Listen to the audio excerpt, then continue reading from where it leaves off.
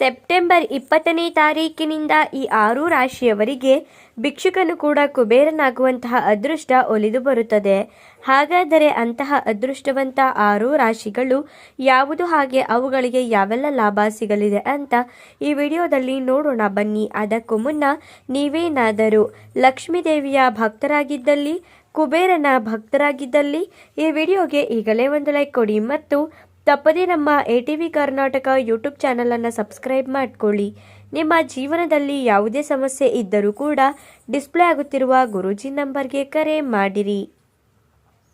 ಈ 6 ರಾಶಿಯವರಿಗೆ ಸೆಪ್ಟೆಂಬರ್ 20ನೇ ತಾರೀಕಿನಿಂದ ಹಣಕಾಸಿನ ಪರಿಸ್ಥಿತಿ ಬಹಳನೇ ಉತ್ತಮವಾಗಿರುತ್ತದೆ. ಕಚೇರಿಯ ಕೆಲಸಗಳಲ್ಲಿ ಸಾಕಷ್ಟು ಸಮಸ್ಯೆ ಇದ್ದರೂ ಕೂಡ ಅದನ್ನು ನೀವು ಎದುರಿಸುವಂತಹ ಶಕ್ತಿ ಈ ರಾಶಿಯವರಲ್ಲಿ ಇರುತ್ತದೆ. ಹಾಗೆ ನಿಮ್ಮ ಮನೆ ವಿಚಾರಕ್ಕೆ ಬರುವುದಾದರೆ ಮನೆಯಲ್ಲಿ ಸುಖ, ಶಾಂತಿ, ನೆಮ್ಮದಿ ಯಾವಾಗಲೂ ಕೂಡ ನೆಲೆಸಿರುತ್ತದೆ. ದಾಂಪತ್ಯ ಜೀವನದಲ್ಲೂ ಕೂಡ ಸುಖವನ್ನು ಕಾಣಬಹುದಾಗಿದೆ. ಇನ್ನು ಈ ರಾಶಿಯವರು ಕೂಡ ರಿಯಲ್ ಎಸ್ಟೇಟ್ ಉದ್ಯಮಿಯಾಗಿದ್ದರೆ ಸಾಕಷ್ಟು ಲಾಭವನ್ನು ಗಳಿಸಲಿದ್ದಾರೆ.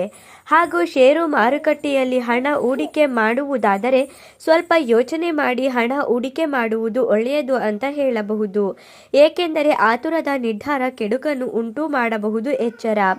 ನಂತರ ಇವರ ವಿದ್ಯಾಭ್ಯಾಸ ಉತ್ತಮವಾಗಿರುತ್ತದೆ ಮತ್ತು ಪರೀಕ್ಷೆಯನ್ನು ಉತ್ತಮವಾಗಿ ಬರೆಯುತ್ತಾರೆ.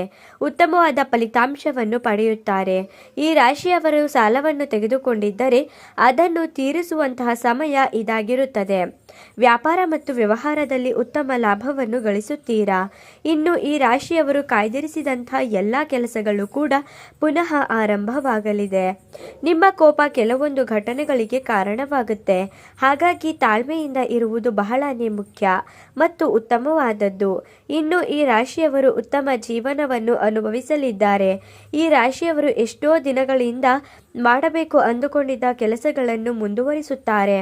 ಹಾಗೆಯೇ ದಾಂಪತ್ಯ ಜೀವನವು ಬಹಳ ಸಂಸಾರಮಯವಾಗಿರುತ್ತದೆ. ಇನ್ನು ಮಕ್ಕಳ ವಿದ್ಯಾಭ್ಯಾಸದಲ್ಲೂ ಕೂಡ ಉತ್ತಮ ಫಲಿತಾಂಶವನ್ನು ಕಾಣಬಹುದು. ಹಾಗಾಗಿ ಇವರ ಆರೋಗ್ಯವು ಕೂಡ ಸ್ಥಿರವಾಗಿದ್ದು ಹಣಕಾಸಿನ ವಿಚಾರದಲ್ಲಿ ಹೆಚ್ಚು ಯೋಗವನ್ನು ಈ ರಾಶಿಯವರು ಮಾಡಿದ್ದಾರೆ. ಇಷ್ಟೆಲ್ಲ ಲಾಭ ಮತ್ತು ಅದೃಷ್ಟವನ್ನು ಕುಬೇರನ ಕೃಪೆಯಿಂದ ಪಡೆಯಲಿರುವ ಆ ಅದೃಷ್ಟವಂತ 6 ರಾಶಿಗಳು ಯಾವುದು ಎಂದರೆ ಮೇಷರಾಶಿ, ಸಿಂಹರಾಶಿ, ಕನ್ಯರಾಶಿ, ತುಲಾರಾಶಿ, ಮೀನರಾಶಿ, ಕುಂಭರಾಶಿ. ಇವುಗಳಲ್ಲಿ ನಿಮ್ಮ ರಾಶಿ ಇದ್ದರೂ ಇಲ್ಲದಿದ್ದರೂ ತಪ್ಪದೇ ಈಗಲೇ ಭಕ್ತಿಯಿಂದ ಓಂ ಕುಬೇರಾಯ ನಮಃ ಅಂತ ಕಮೆಂಟ್ ಮಾಡಿ.